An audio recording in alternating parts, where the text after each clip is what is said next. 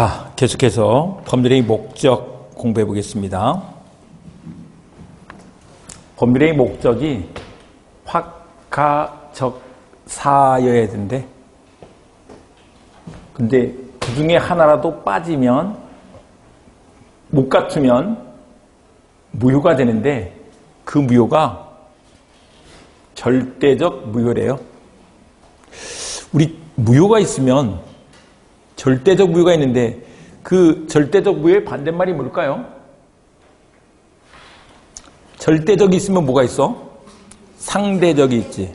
네, 상대적. 근데 그 무효가 절대적이냐 상대적이냐는 뭐 때문에 구별하는 거? 그 무효를 가지고 갑과 을 사이에서 계약 맺은 사람들 사이에서는 무효인데 그게 병한테가 있을 때 제3자 병한테도 그 무효를 주장할 수 있는 게 절대적 무효. 병이 손해의 제3자일 때 그 무효를 대항할 수 없는 게 상대적 무효. 그런데 이제 목적을 갖추지 못해서 무효인 경우는 다 뭐라고요? 절대적 무효라고. 보시면 갑과 을이 X를 대금 10억에 매매 계약을 맺었는데 이게 X 10억, 이게 법률의 목적이라고. 매수인은 X를 목적으로, 매도인은 대금 10억을 목적으로 계약을 맺었죠. 이게 계약 내용이 된다고. 사실 계약서에 써지는 게 이거잖아, 이거. 이걸 쓰는 거니까 내용이다. 그런데 그 내용이 확가적사해야 되는데 하나라도 못 갖추면 무효다. 아까 우리 다시 생각해 보겠습니다. 법률행위 효력이 생기려면 당사자에게 뭐가 있어야 돼? 능력. 그래서 권리능력, 의사능력, 행위능력이 있어야 돼. 근데 이제 의사 무능력자가 계약을 맺으면 무효예요. 그런데 행위능력이 제한된 미성년자가 부모 동의 없이 계약을 했다 그러면 그 계약은 일단은 유효지만 취소할 수 있게 된다. 취소권이 생긴다. 취소하기 전까지는 유효이다가 취소를 하면 그 계약이 처음부터 무효로 바뀌어. 그 처음부터를 이제 소급이라고 이렇게 말을 한다. 소급해서 무효가 된다. 근데 목적은 이게 다 갖춰져야 되는데 그 중에 하나라도 없으면 그 법률행위가 뭐가 된다? 절대적 무효가 된다는 거죠. 여기서 목적의 확정성과 관련해서 우리 계약을 할 때 지금 X를 10억 이렇게 했는데 계약이 X로 딱 돼야 되는 건 아니죠. X와 Y 두 개가 있는데 나중에 둘 중에 하나 골라 잡아 라고 할 수도 있겠죠.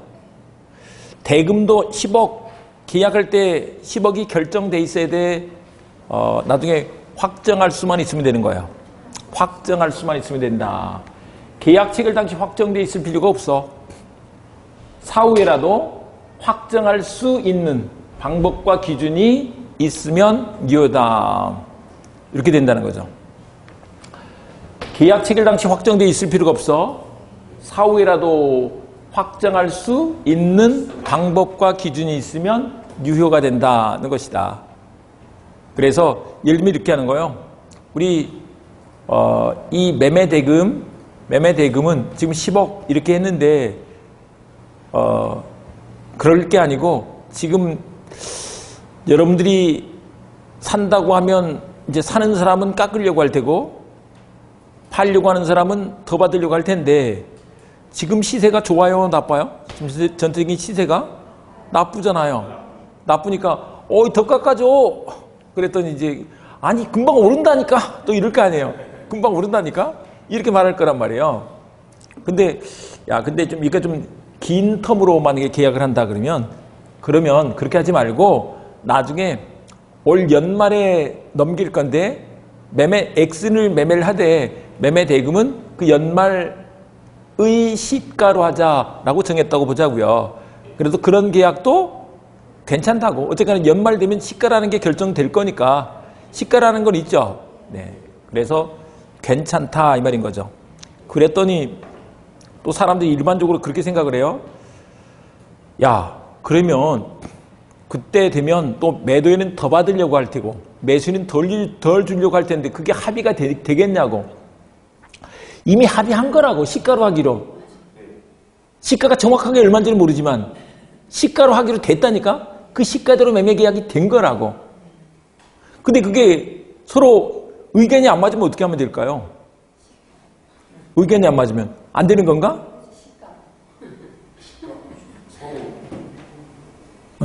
그렇죠?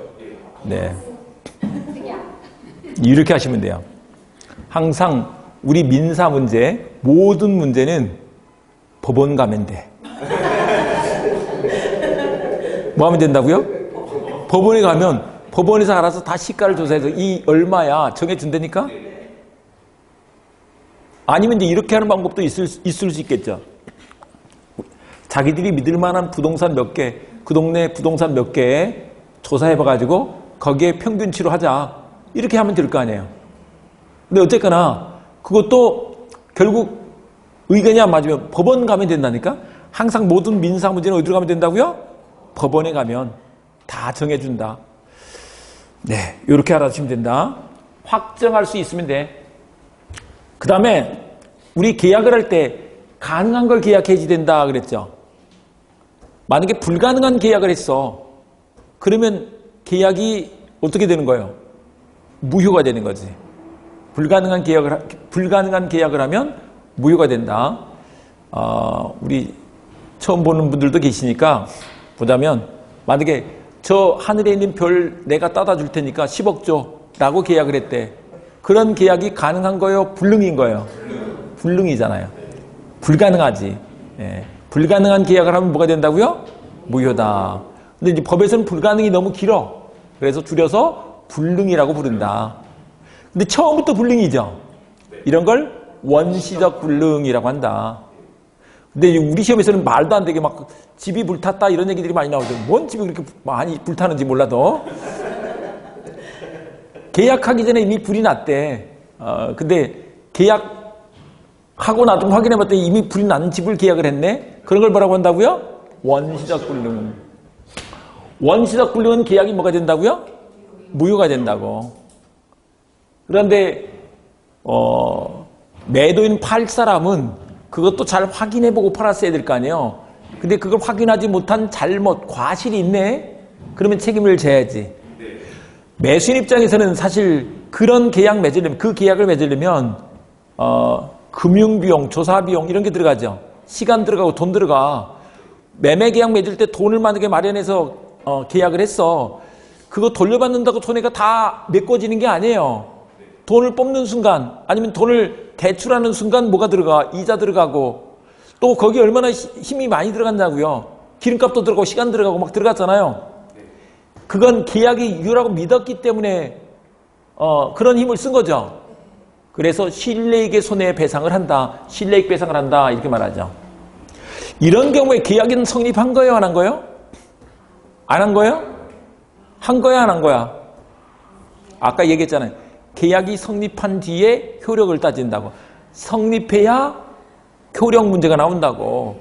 만약에 불성립이면 아예 효력을 안 따져. 성립은 했는데 뭐다? 무효다. 이렇게 한다고. 성립했지만 무효다. 만약에 불성립이면 아예 그냥 불성립에서 탈락. 유효무효 취소 문제가 안 나와. 유효무효 취소 문제가 나오려면 뭐 해야 된다? 성립해야 된다. 속지 말자. 일단 계약은 성립했어. 제목에서 찾아봐보세요. 계약 체결은 된 거야. 계약 체결이 됐으면 계약은 성립한 거네. 그런데 거기에 원시적 불능이면 무효가 된다. 이렇게 한다는 거죠.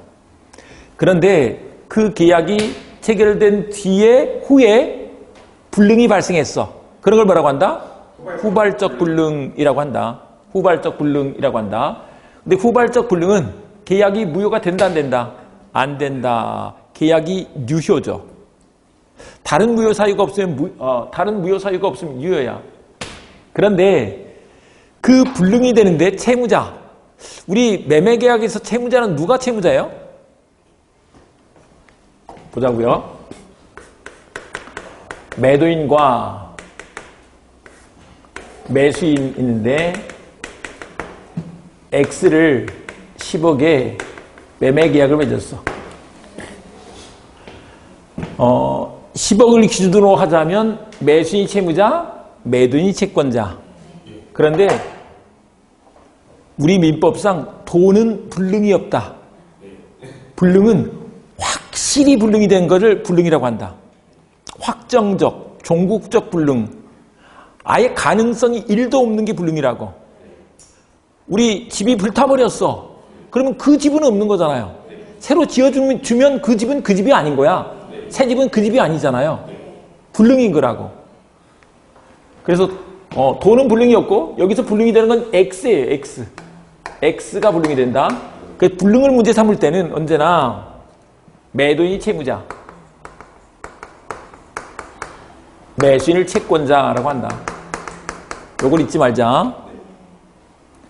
물론 돈을 기준으로 하자면 채무자, 채권자가 된다. 근데 불능은 X가 불능이다. 지금 우리한테 돈이 그렇게 많지는 않아도 항상 우리는 뭐가 될 가능성이 있어? 부자가 될 가능성이 있죠. 우리 왜 뭐 서울역 같은 데 가면 아니면 영등포역 이런 데 가면 홈리스들이 있어요. 그분들은 돈 주는 게 불능일 것 같죠? 불능일 것 같지만 뭐라고요? 가능성은 항상 열려 있다니까? 그분들도 로또 되지 말라는 법이 어디 있어? 로또가 될 수도 있잖아요. 가능성이 있는 거지. 그러니까 불능이 되는 건 가능성이 1도 없는 걸 말한다니까. 그래서 돈은 불능이 없다고. X가 불능이 된다고. 그래서 불능을 따질 때는 매도인 채무자, 매수인 채권자. 그런데 이제 책임이라는 것은 고의과실을 말하는 거예요. 그래서 고의과실이 있느냐 없느냐를 가지고 채무자의 고의과실이 없이 불능이 되는 경우가 있어. 그런 걸 위험부담이라고 한다. 예를 들면 뭐 자연재해나 제3자의 방화, 제3자가 방화를 했거나 아니면 수용이 됐거나 우리 계약법에서 다 공부할 내용들이에요. 이런 것들은 매도인의 잘못이 아니잖아. 이게 산불이 나서 타버렸어. 이 사람 잘못이 아니잖아요. 제3자가 다른 사람이 불을 냈어. 갑의 잘못이 아니잖아요. 토지 매매를 했는데 그게 수용이 됐어. 갑의 잘못이 아니잖아요. 이랬을 때는 뭐 어떤 문제가 생긴다고? 위험부담 문제가 생긴다는 거죠. 여러분들이 계약법 수업을 들었기 때문에 우리 매매계약 같은 것을 특히 뭐라고 한다? 쌍무, 유상계약이다 이렇게 하죠. 쌍무계약을 쌍무계약이 어떤 게 쌍무계약이에요? 어떤 게 쌍무계약? 그런 거죠. 예, 그런 게 쌍무계약이죠. 그렇게 얘기했잖아 지금. 느낌적 느낌. 예. 근데 그 쌍무계약을 이렇게 하면 딱 돼요. 기브앤테이크 계약이 쌍무계약이에요. 좀 유식해진 것 같죠? 쌍무계약은 뭐라고요? 책에는 이렇게 써놨어. 채무의 상호의존성 이렇게 써놨어. 근데 그 어려운 말 시험에 안 나온다. 그러니까 그렇게 기억하실 필요가 없어. 기브앤테이크 계약. 우리 테이크아웃점에 가서 커피 주문하는 거 생각해 보세요. 어떻게 해야지 이 테이크아웃을 할 수 있던가요? 카드를 기부해야지 커피를 테이크아웃 할 수 있죠. 그게 쌍무계약이라고. 예, 쌍무계약은 기브앤테이크 계약이다. 근데 우리 대표적으로 매매계약을 맺었는데 이게 자연재해로 X가 그러니까 산불이 나서 타버렸어. 줄 수가 없잖아요. 그러면 이제 갑은 기부하고 테이크를 해야 되는데 기부를 못했잖아요. 테이크할 수 있어 없어? 없죠. 그러니까 그 대금을 달라고 할 수 없는 거예요. 근데 이제 위험부담은 뭐냐면 이 X가 산불이 나서 타버렸는데 이 대금 10억을 누가 날릴 것인가? 어쨌거나 지금 10억짜리가 날아갔잖아요. 10억을 누가 날리는 것으로 할 것인가가 위험부담이다. 근데 결국 누가 날리는 거예요? 매도인이 날리는 거잖아요. 그래서 이런 걸 채무자 위험부담주의 원칙이라고 계약법 시간에 들었잖아요. 이해됐죠? 조금 더 나가자면 만약에 갑이 잘못은 없는데 우리 그 산집이 너무 좋아서 그냥 기분 좋아가지고 거기 가서 담배 피다가 불을 내버렸네? 누가 태웠어? 을이 태웠잖아요. 그러면 갑 입장에서는 기부를 못했지만 지가 태웠으니까 테이크할 수 있어야 되겠죠. 또 수령지체 중에 그런 일이 생겼어. 이 사람이 잔고를 준비하지 못하는 바람에 만약에 갑이 넘겨줘도 못 받았죠. 수령지체. 그 사이에 산불이 나서 탔대. 그때 넘겨줬으면 갑은 그냥 손 털고 나간 거야. 근데 수령지체한 죄가 누구한테 있어? 그때는 채권자한테 그 위험을 부담하게 시키는 거지. 이해가 되죠? 예. 위험 부담을 여러분들이 너무 교과서적으로 공부를 하니까 너무 어려운 거예요. 시험 문제는 그렇게 안 나오는데. 기브 앤 테이크 계약에서는 기브하고 테이크를 해야 되는데 기브를 못했어. 테이크할 수 없다. 이게 채무자 위험 부담주의 원칙. 그런데 채권자의 잘못이 있네? 채무자 잘못은 없는데 그때는 기브를 못했지만 테이크할 수 있어. 결국 누가 날린 거야? 을이 날리는 거지. 채권자 위험 부담 이렇게 되는 것이다 이 말인 거죠. 그런데 이제 채무자의 책임이 있어. 채무자의 고의과실로 그렇게 됐어. 그러면 채무 불이행 책임이 되는데 특히 그런 걸 뭐라고 말하느냐? 채무 불이행으로서 이행불이행이 된다라고 한다. 그랬을 때 채권자한테 뭘 인정한다? 계약 해대권과 손해배상 청구권 요걸 인정한다는 거죠. 예. 근데 이 손해배상을 특히 이행불이행에서는 본래 채무를 이행하는 것이 불가능하기 때문에 그 이행에 가름한 손해배상, 이행 대신에 하는 손해배상을 하는데 그런 것을 특히 전보배상이다라고도 이렇게 말해요. 들어보기도 했을 텐데 이행 불능일 때 하는 배상을 뭐라고 한다고? 전보배상이라고 한다고. 이 전보는 채워준다 이런 뜻이에요. 봐보세요. 원래 그쪽에서 이행을 했으면 이만큼 찼을 건데 이행 불능이면 이게 안 들어오잖아요. 이만큼 비어있죠. 그걸 손해배상으로 채워준다고. 돈으로 채워줘. 손해배상은 금전으로 하는 거예요. 그런 걸 뭐라고 한다고? 전보배상이라고 이렇게 부른다고. 근데 용어가 이렇게도 나오기도 하니까 보통은 이렇게 많이 나오지만 이렇게도 나오니까 한번 알아두시면 좋겠다. 그래서 이런 문제가 된다는 거죠. 이게 딱 분류가 돼 있어야 된다고. 분류가. 네, 나중에 가면 우리 또 그림으로 이제 여기서 그림으로 설명하는 게 있는데 그거는 나중에 계약법 가서 공부를 하자고요. 그다음에 이제 목적의 적법성. 페이지를 넘어가면 노트 페이지를 넘어가면 7페이지 적법성이 있는데 적법성은 계약을 했는데 그 계약이 뭐 해야 돼? 법에 적합해야지 되는 거지. 법을 위반하면 돼야 안 돼요? 위법. 법이 아니면 안 되는 거지. 불법. 불법은 법이 아닌 거잖아요. 법대로 안 한 거지. 그러면 무효가 된다는 거예요. 근데 이제 민법을 봤더니 민법 법률 규정이 있는데 법률 규정에는 두 가지가 있다는 크게 강행 규정과 임의 규정이 있다는 거예요. 강행 규정과 뭐가 있어? 임의 규정이 있어. 근데 먼저 이거 한번 생각해 보자고요. 이 법률 규정을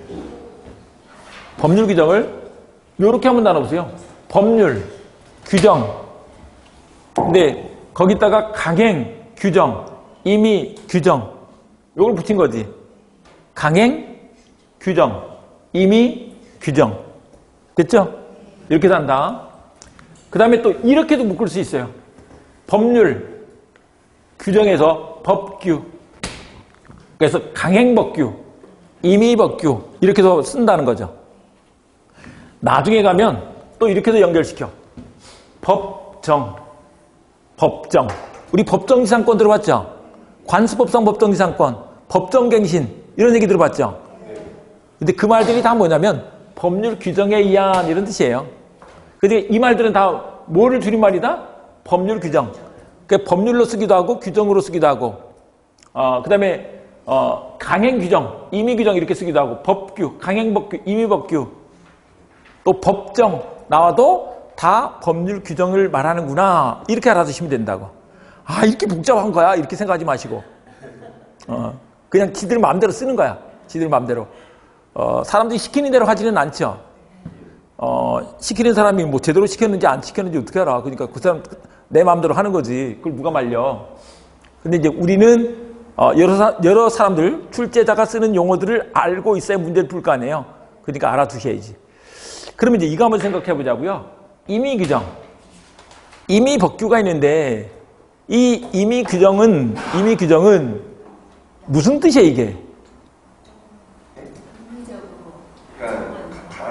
이런 거죠. 그렇지. 다 그런 느낌이에요. 그 법을 적용하고 안 하고가 그 사람들 임의대로 할 수 있는 거죠. 네 임의대로 해 하는 게 임의규정이라고. 네 임의대로 해 하는 게 임의규정이라고. 예를 들면 봐보세요. 우리 동시행정권에서 여러분들이 그거 공부하셨죠? 잔금 지급과 등기서류교부는 뭐라고요? 동시행관계다 이렇게 공부했잖아요. 근데 꼭 그렇게 해야 돼? 아니 내가 등기 먼저 넘겨주고 돈은 나중에 받겠다는데 누가 말려? 집에서는 말려야 된다. 집에서는 나중에 사거나 아니면 반대로 이제 또 돈 먼저 주고 등기는 나중에 받겠대. 누가 말리냐고. 세상에서는 안 말려. 집에서는 말려야 돼. 근데 원래 법에서는 어떻게 하는 거예요? 동시이행하라며요. 동시이행하라며. 그래서 그 법대로 536조 그 규정대로 안 해도 되는 거지. 이런 거예요. 근데 왜 그러면 왜 이런 규정을 뒀을까? 이런 거예요. 사실 우리 계약은 계약 자유의 원칙 얘기 들어봤죠? 계약은 자유롭게 할 수 있다고. 그런데 계약을 자유롭게 하되 특별히 이 사람들이 뭔가 약정하지 않은 게 있으면 그거는 뭔가 보충 규정을 둬야지 나중에 분쟁이 안 생기고 그 법대로 처리할 수가 있거든요. 그러니까 기준을 안 정했을 때 그들이 계약을 안 한 부분에 대해서 뭔가 기준을 세워주려고 만들어준 게 이 법률 규정들이라고, 임의규정이라고. 아셨죠? 네, 그렇게 된다. 그래서 임의규정과 다른 약정을 해도 뭐가 된다? 유효다. 이렇게 되는 거죠. 그런데 강행규정은 효력규정과 단속규정으로 나누는데 그걸 위반하면 효력규정을 위반하면 뭐가 된다? 무효. 근데 단속규정을 위반하면 단속을 해. 단속. 제재를 가한다는 거죠. 벌금을 매겨. 하지만 이루어진 거래 자체는 뭐다? 유효다. 이렇게 된다는 거죠. 근데 사실 민법에 있는 강행규정은 다 효력규정이에요. 민법전에 있는 강행규정은 다 뭐라고요? 효력규정이라고. 근데 이제 여기서 우리 한 가지 이게 있다. 우리 민법이 뭐예요? 민법이 어떤 게 민법이에요? 우리가 지금 민법 공부를 하고 있는데. 그렇죠. 그럼 민법을 어디서 찾아보면 돼요? 민법전을 찾아보면 되겠네? 민법전을 찾아보면 민법이 있어. 우리 책에는 나와 있죠, 여기다가. 근데 우리 책에 민법만 있던가요? 민법 말고 다른 것도 막 나오던가요? 부동산 등기법 이런 게 물권법에 나오던가요? 안 나오던가요? 민법 책에 나오는 건 다 민법이다. 여기서 말하는 건 뭐라고요? 민법 책에 나오는 건 다 민법이라고. 부동산 등기법, 또 우리 중간생략 등기를 하라고 하던가요? 하지 말라고 하던가요? 하지 말라고 하죠. 부동산 등기 특별조치법 이런 것들, 부동산 실명법 다 민법 책에 나오죠. 민법 책에 나오면 그걸 다 뭐라고 부른다? 민법이라고 부른다. 우리는 그런 민법을 공부하는데 그런 걸 특히 실질적 민법 이렇게 말을 하는데 특히 행정법규들 중에서 우리 떡볶이는 어디서 팔아야 돼요? 분식집에서. 정해진 건 없지. 근데 허가받은 곳에서 팔아야죠. 허가받은 음식점에서 팔아야지 되죠. 그런 게 식품위생법에 규정돼 있어. 왜 그렇게 했을까요? 국민의 건강이 침해될 염려가 있어. 허가받지 않은 사람들이 팔면 옛날에 그 뉴스에 그런 거 봤어요. 어떤 할머니가 진짜 이제 눈도 거의 안 보이시는 분이에요. 근데 그분이 하얀 가루가 있으니까 그걸 넣고 뭘 해서 음식을 해서 줬다니까요. 죽고 병원에 막 실려가고 막 그랬다니까. 그런 분들은 장사하시면 안 되는 거잖아요. 그런 정도가 되면. 근데 그 농약이었던 농약. 그런 일이 있었다니까요. 아니, 그러니까 이거를 그냥 아무나 상사할 수 있게 내버려두면 돼, 안 돼? 근데 그 식품위생법이 민법 책에 나올 때는 뭐라고? 민법이라고. 그런데 만약에 리어카에서 허가도 안 받고 막 그 음식을 팔아. 우리 리어카에서 파는 게 뭐가 있죠? 떡볶이, 오뎅, 뭐 핫도그도 있고, 그 다음에 또 하여간 그것도 있고, 네.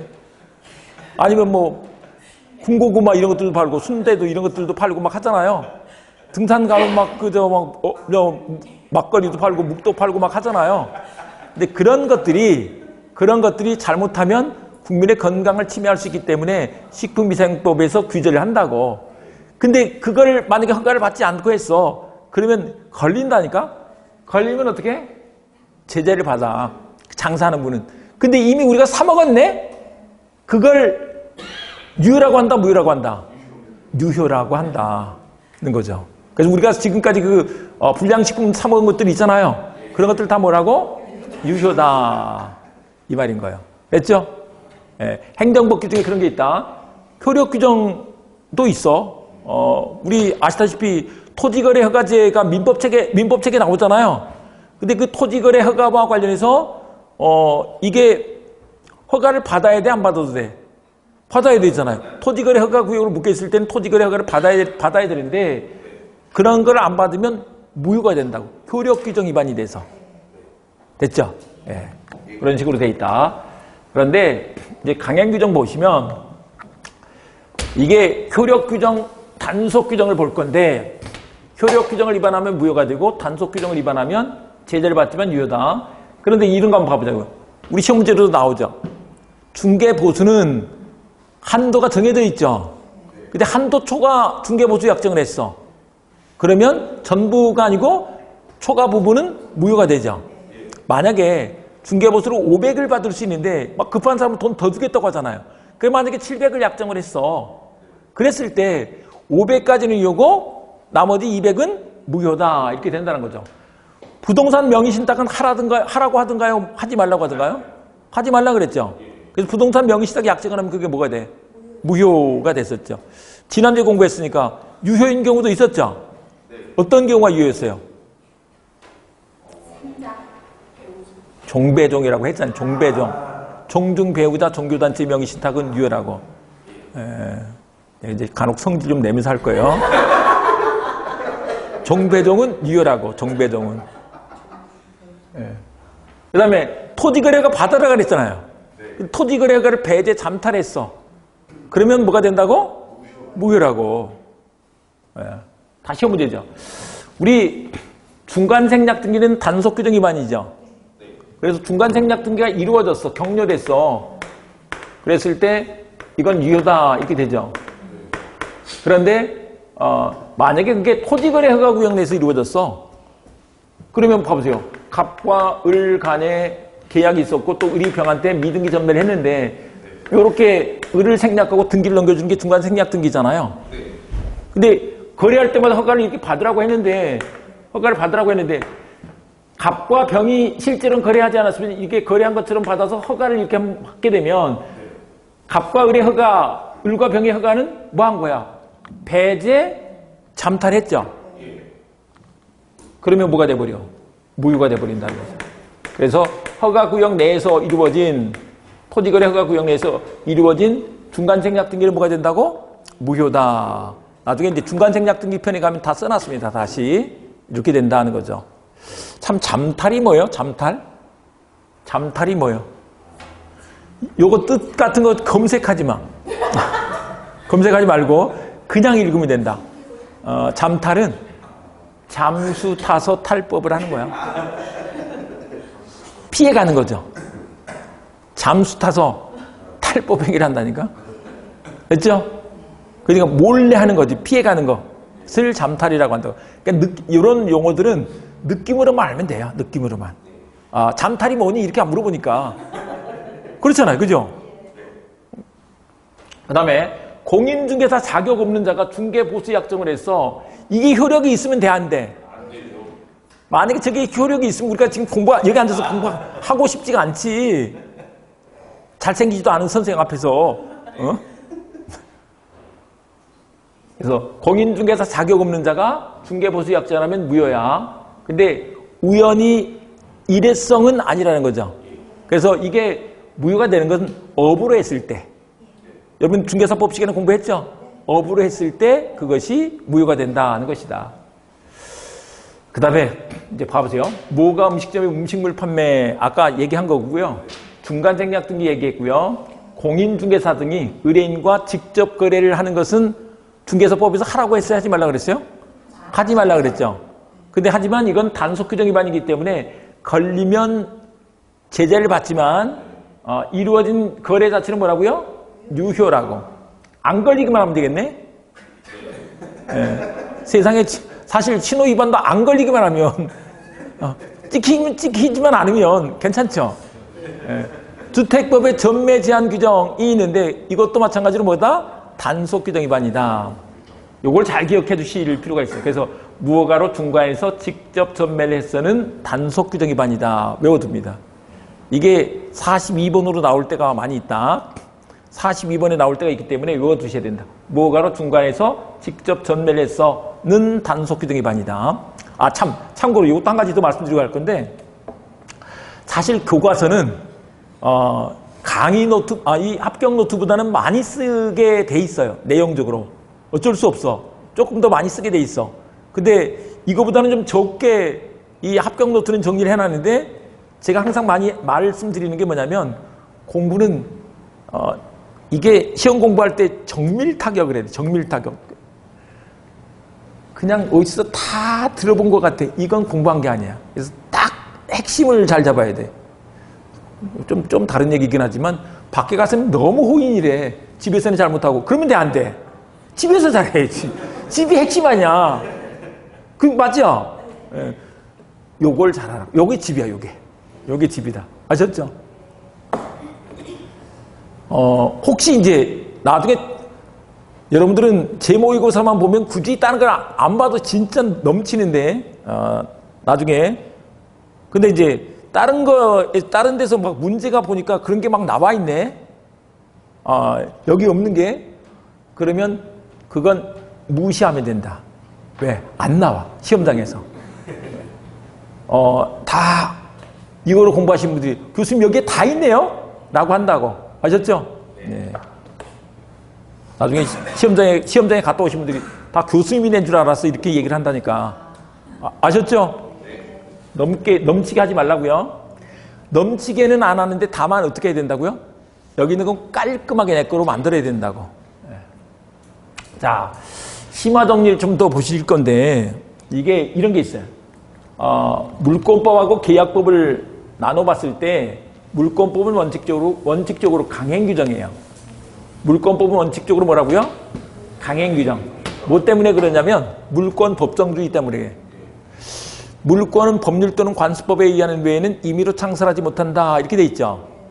그래서 물권법에서 인정하는 종류와 그 내용대로만 인정되고 그런 걸 종류강제, 내용강제라고 말을 한다. 그래서 그걸 위반하게 되면 강행법 위반이 되기 때문에 무효야.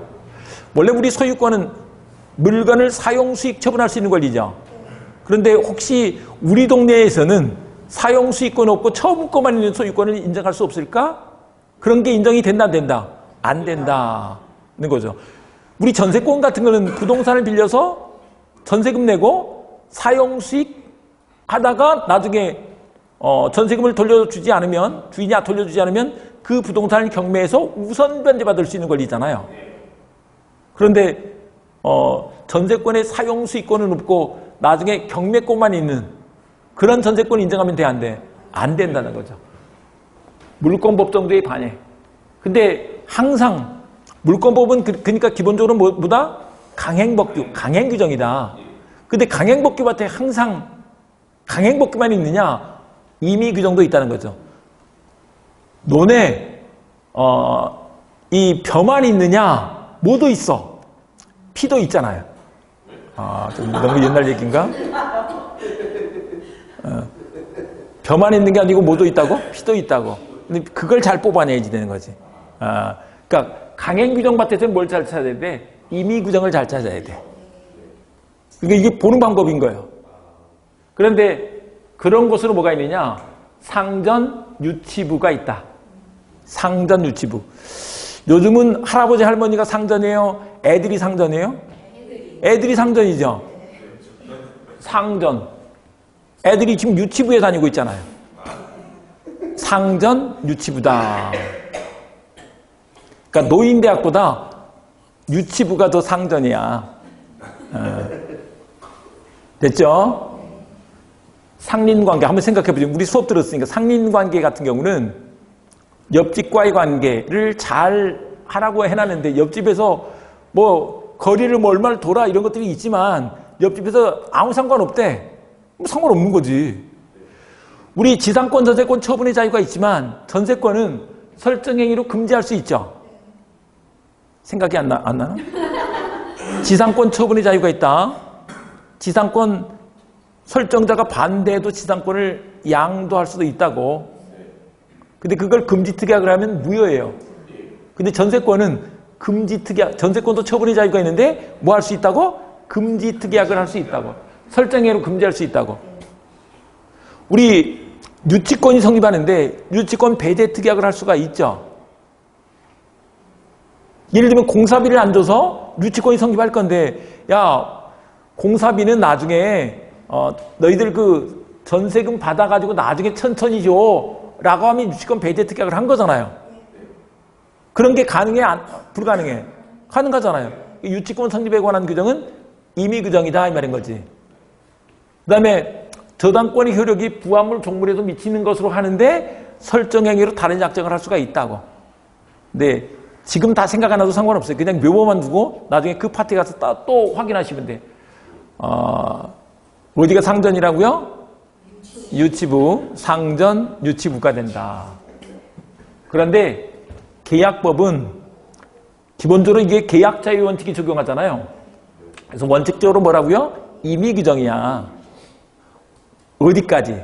계약법에 어디까지 그러냐면 임대차 전까지.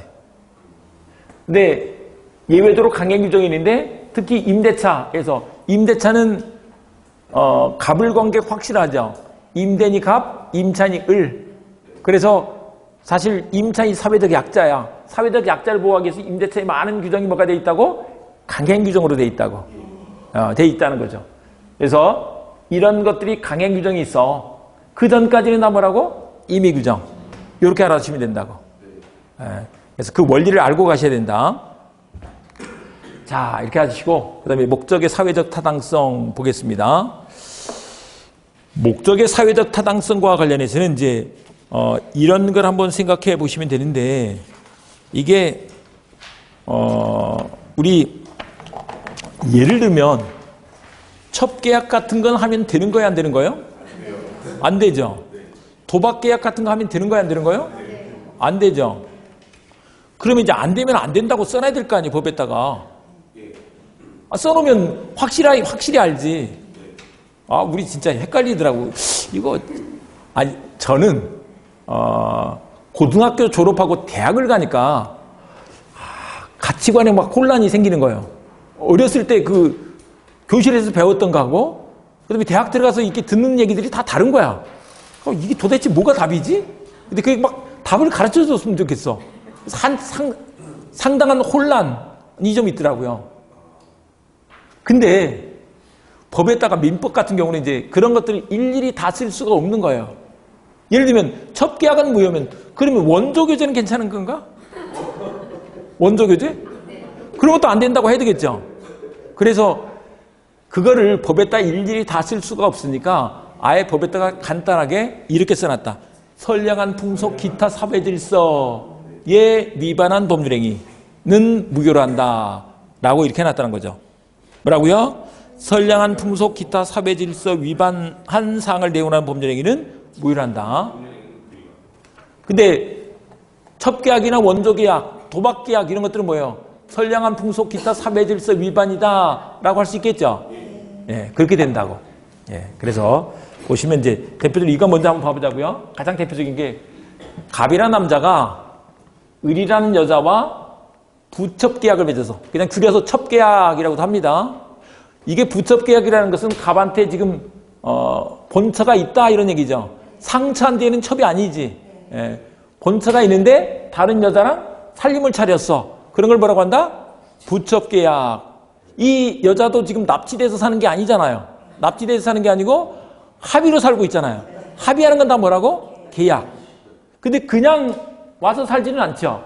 그러니까 아파트 한 채는 줘야 될 거 아니야. 취소한 기본적으로. 아파트 한 채 주고 등기까지 넘겨줬어. 옛날에는 땅을 줬어요. 요즘은 아파트를 줘. 예. 옛날 판례들 보면 다 땅을 줬어요. 70년대, 80년대까지 보니까 그렇더라고요. 요즘은 아파트를 준다. 그런데 이런 것보다 선량한 풍속 기타 사회질서 위반으로서 뭐가 돼? 무효야. 강행법 위반은 아니죠. 강행법계 이런 게 없다니까? 야, 처분 두면 안 돼. 이런 말이 없다고. 근데 이제 이게 이행 전이면 이행할 의무가 없어. 좀 깨졌네요. 이행할 의무가 없다고. X가 여기 있는 거 지금. 예. 이행할 의무가 없어. 근데 이행을 한 후에는 어떻게 되느냐? 이 말이에요. 이행한 후에는 원래 무효가 되면 봐보세요. 이제 이거 한번 생각해 보세요. 여러분들이 갖고 계신 책, 볼펜, 노트, 가방, 핸드폰, 집, 자동차 생각해 보자고요. 그게 갖고 있는 것들이 다 정당하죠. 왜? 요즘 말로 하면 내 돈 내산이니까. 내 돈 주고 내가 샀잖아요. 그러니까 정당하지. 근데 만약에 그 계약이 무효이거나 취소가 됐다고 생각해 보자고요. 처음부터 계약이 무효가 돼버렸어. 무효란 말이에요. 그러면 그걸 갖고 있는 게 정당하지 않아? 정당하지 않죠. 그게 부당한 거지. 그러면 받은 사람은 부당이득 반환을 해줘야 돼. 부당이득 반환 의무. 준 사람은 부당이득 반환 정권. 그러니까 물건 돌려주고 나도 돈을 줬잖아요. 돈도 그 집에서 갖고 있으면 안 되지. 부당이득 반환 정권이 생긴다는 거예요. 또 한편 봐보세요. 이 증여 계약이 무효가 되면 여기서 증여 계약이 무효가 되면 함께 이루어진 등기도 뭐가 돼버려? 무효가 돼버려. 그래서 을명으로 등기가 돼 있어도 소유권은 원래 갑에게 가 있는 거예요. 갑이 그러니까 소유권에 대한 물권적 청권을 행사할 수 있게 되는데 갑이 그래서 을한테 달라고 했더니 이 여자가 주게 생겼어요? 안 주게 생겼어요? 하여간 내 호주머니에 들어온 건 누구나 다 돌려주기 싫어. 안 돌려줘. 이렇게 한단 말이에요. 물론 뭐 돌려주는 걸 말리지는 않아. 안 돌려준단 말이에요. 그래서 갑이 법원에 가서 판사님 앞에 가서 소송을 했어. 그랬을 때 판사님이 갑한테 뭐라고 할까?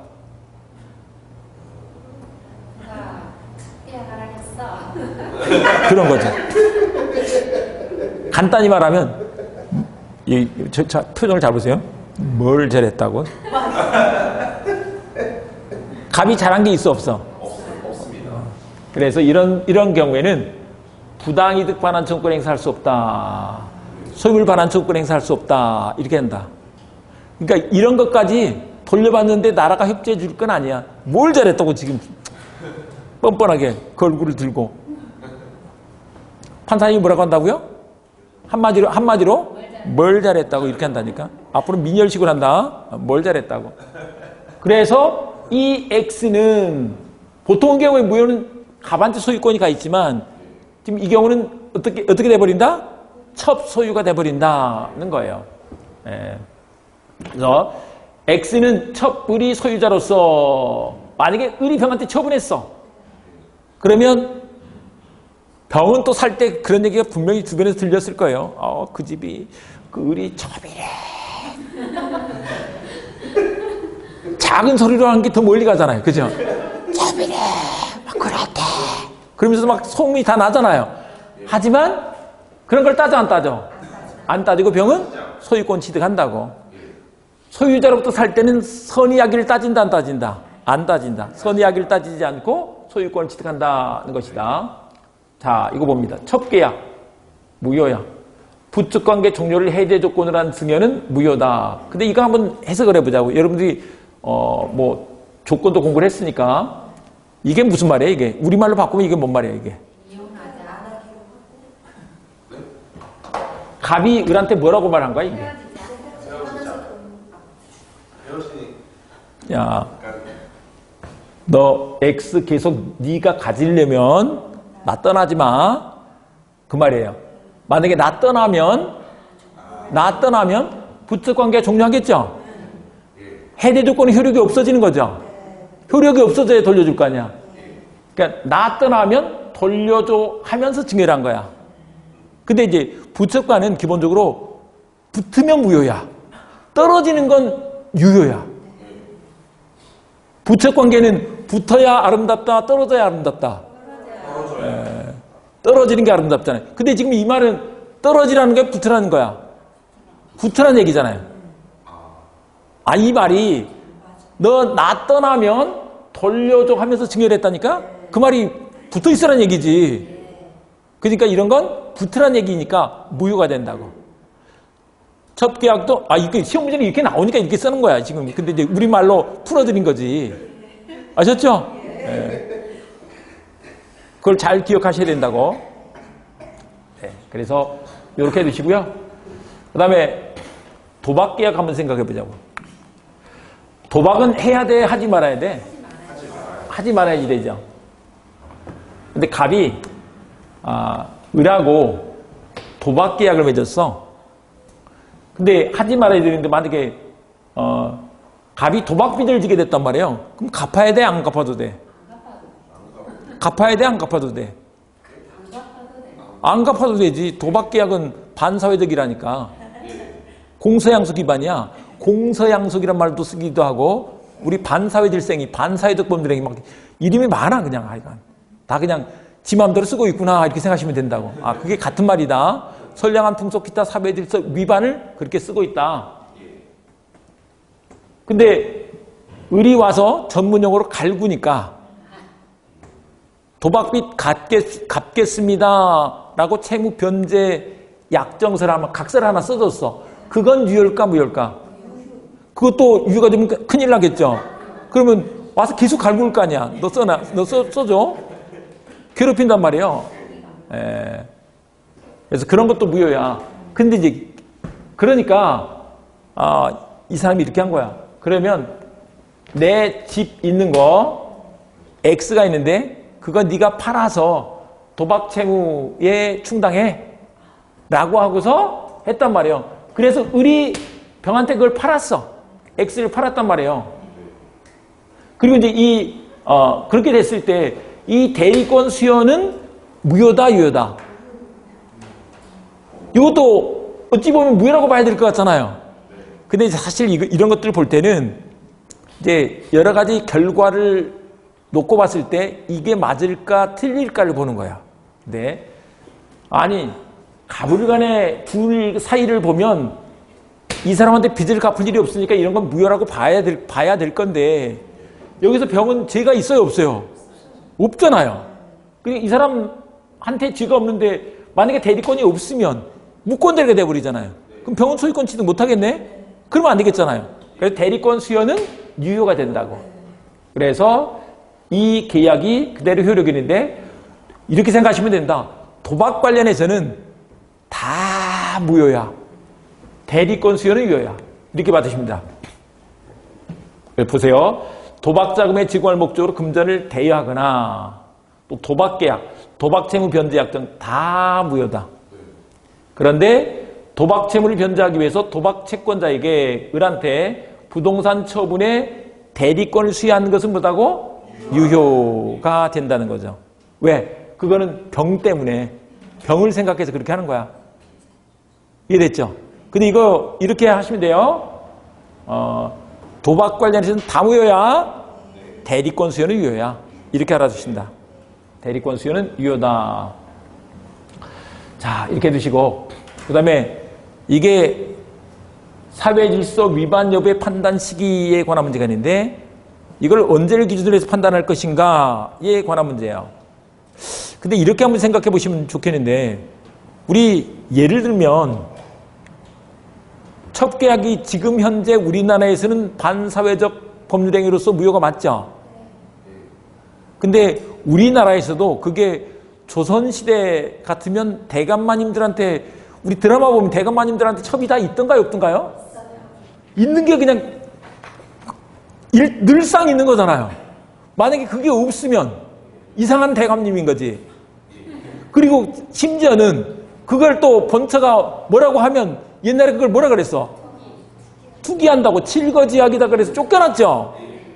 이런 억울할 때가 있나. 그러니까 지금 생각하면 우리 할머니들이 얼마나 그 괴로운 시절을 보냈겠냐고. 그쵸? 여러분들은 지금 태어난 것만으로도 이미 만세 부르고 다녀요. 만세. 아 진짜라니까요. 저도 우리 딸들한테 그런 얘기한다. 야 진짜 너희들이 시대를 잘 타고났다. 맞잖아요. 지금 현재라도 지금 점점 없어진다고는 하지만 아랍권에 가면 아랍에서는 와이프를 몇 명까지 둘 수 있다? 4명까지 둘 수 있다. 그러니까 여러분들은 현재 태어났지만 대한민국에서 태어난 게 뭐라고요? 완전 복이다. 완전 복이다. 아셨죠? 그건 모르셨구나. 아랍권에서는 몇 명까지 둘 수 있다고요? 4명까지. 그건 첩이 아니야. 거기는 첫 번째 부인, 두 번째 부인, 세 번째 부인, 네 번째 부인인 거지. 아셨죠? 그러니까 이거는 원죄 기준으로 판단한다고? 행위실 기준으로. 그러니까 지금 기준을 가지고 세종대왕을 평가하면 세종대왕도 왕비가 한 명만 있었나요? 여러 명 있었어. 여러 명. 그거 지금 기준으로 보면 세종대왕은 세종대왕이 될 수가 없어. 근데 옛날 기준으로 하니까 세종대왕 그건 문제가 안 되잖아요. 그러니까 문제가 안 되는 거지. 아셨죠? 항상 판단할 때 행위 당시를 기준으로 판단한다고. 행위 당시를 기준으로. 그런데 이제 동계불법이 있다. 동계불법은 무슨 말이에요? 동계불법이 무슨 말이야? 동기가 불법한 거지. 예를 들면 살인하려고 칼을 샀어. 거기서 봐보죠. 칼을 매매한 거잖아요. 칼을 매매하는 거야. 근데 사는 사람이 뭐예요? 살인하려고. 동기가 아주 나쁘죠. 동계불법. 그 다음에 또 봐보세요. 돈을 빌리는 게 소비대차. 돈을 빌렸는데 도박하려고 돈을 빌렸어. 근데 돈 빌린 사람의 동기가 뭐예요? 도박하려고. 동기가 나쁘죠. 동계불법. 또 율락업을 하려고 방을 렌트했어. 원룸을 렌트했다고. 근데 율락업을 하려고 하는 건 동기가 나쁘죠. 근데 그거를 봐보세요. 판 사람, 빌려준 사람은 그 사람의 그 나쁜 동기를 알아요, 몰라요? 그러니까 알 수가 없지. 그러니까 그걸 가지고 뭐라고 하면 안 되는 거지. 그러니까 이렇게 생각하시면 돼요. 우리가 이제 보통 계약을 할 때 이렇게 계약서를 쓰잖아요. 이게 계약 내용이야. 근데 동기는 계약서 안에 들어가 있어, 안 들어가 있어? 안 들어가 있잖아요. 이 계약 내용 안에 들어가 있지 않은 걸 가지고 말을 하면 돼, 안 돼? 안 되는 거지. 그래서 동계불법은 원칙이 뭐다? 유효다. 안 따져. 그런데 무효가 될 때가 있어. 언제 그러냐? 동기가 표시되거나 알려진 동기가 반사회적일 때. 표시 알려진 이렇게 돼 있다고. 표시 알려진. 가보세요. 나 살인할 건데 빨리 칼 좀 달라고. 그럴 때 팔면 돼, 안 돼? 안 되는 거지. 야, 나 도박하려고 하는데 돈 좀 꿔줘. 1000만 원 꿔줘. 빌려주면 돼, 안 돼? 안 되는 거지. 말려야지. 친구를 말려야지. 율락업을 하려고 하는데 말려야지. 이 말인 거라고. 근데 또 알려진 경우를 봐보세요. 만약에 도박판에 돈을 빌린다고 생각을 해보세요. 도박판에서는 왜 돈을 빌려? 돈 떨어져서 계속 하려고 하는 거잖아요.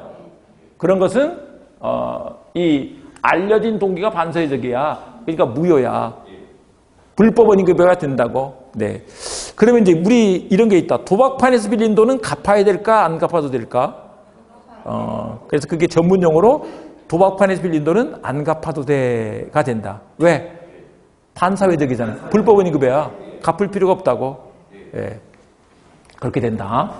자, 사회질서 위반의 유형이 나와 있는데 이 얘기는 쉬었다가 다음 시간에 보도록 할게요.